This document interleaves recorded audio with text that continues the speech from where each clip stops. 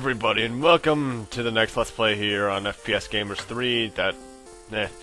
Welcome to Dragon Warrior 1, or rather, as it's known everywhere else, and nowadays, Dragon Quest 1. Released in 1986 in Japan, 1989 I want to say in America. This was the first in the series of Dragon Quest, which is practically worshipped over in Japan. And let's get right on into it. Now, one thing that Dragon Warrior 1 does that I've never seen any game do after this is that your name actually determines your stats. The name I chose, Moil, or however you pronounce it, is a word that means work hard, and it actually gives you some of the highest starting stats and really good growth rates. There's an entire guide on how it works on GameFAQs. I might put it in the description. I don't know. You can probably just Google Dragon Warrior 1 best names and you might find it. Anyway, one thing you're gonna notice right off the bat about this game is that it's menu-based, which is rather different. The Game Boy Color version actually would change it so that the A button is context-sensitive, which is a lot more helpful, but considering the Game Boy Color version changed a bit in ways I don't like, especially in difficulty, I chose to do the NES version. I'm just gonna say this right now, I love this game's soundtrack. Also, one thing that, well actually, I should probably not bring this up until later, but one thing that's very nice about the game is that, all the character artwork is actually done by Akira Toriyama. Those of you who don't know who he is the creator and artist of Dragon Ball. But then again, a majority of people don't probably know that by now. Anyway, right here in the first town of Beckonary, I believe it's called. I just call it Tantagruel, because that's what the castle is. We're gonna buy our first equipment. We're gonna get a club and some clothes. It's not the best equipment, but it's good for starting off.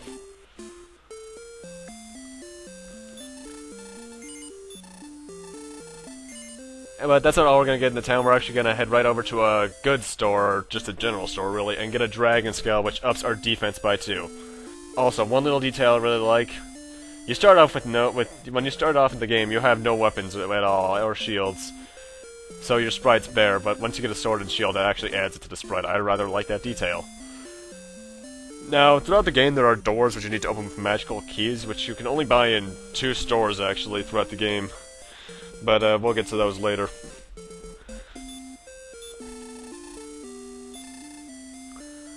Dragon scale ups our defense by 2. I highly recommend you get this. Apparently there's a glitch you can use with it, that if you use it then sell it and buy another one you can do it again. I'm not too sure about it, but I'm not going to be abusing many, if any, glitches for this. I was tempted to use a Game Genie code to make level grinding faster, but then I remembered I'd lose all the gold.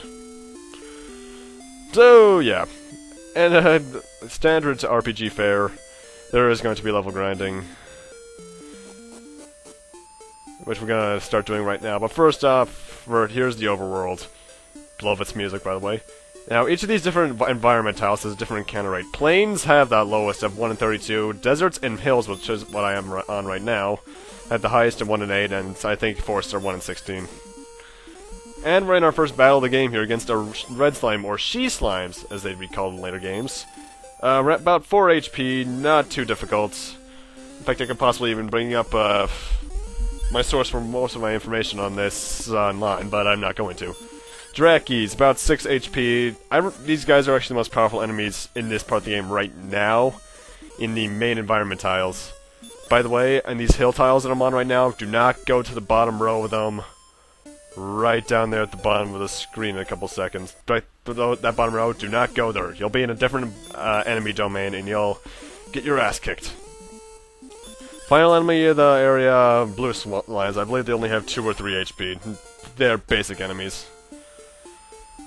And that also leveled us up.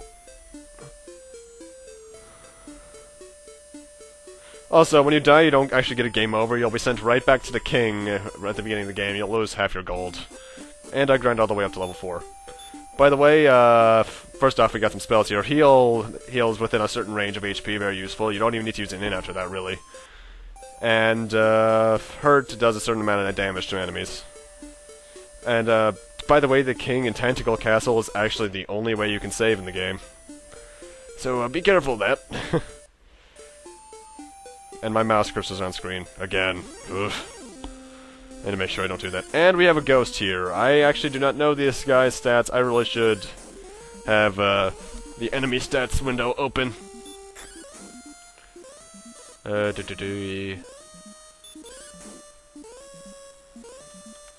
Ghosts have 7 HP.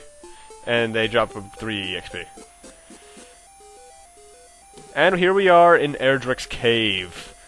Now you can use the torch we got in the throne room to find your way around, but I had a map open, so I don't need to use it. What torches do is that they make it so that you don't your sprite, you see 3x3 area around you.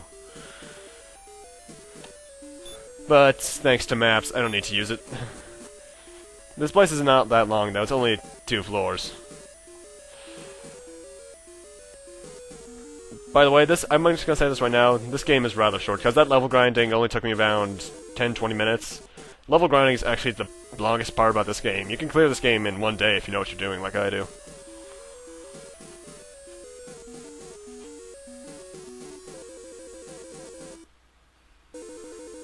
And I believe we're coming up on the end of the 2nd floor here, because there's only 2 floors to this place. It's really short.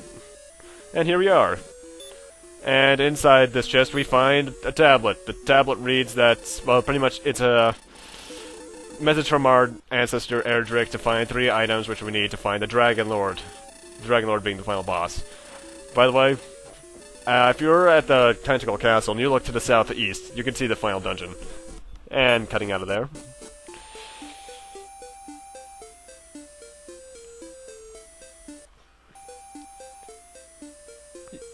Yeah, what's really funny is that the battles are only a few seconds long, but I'm going to have to end this off here. Thank you guys for watching, see you guys.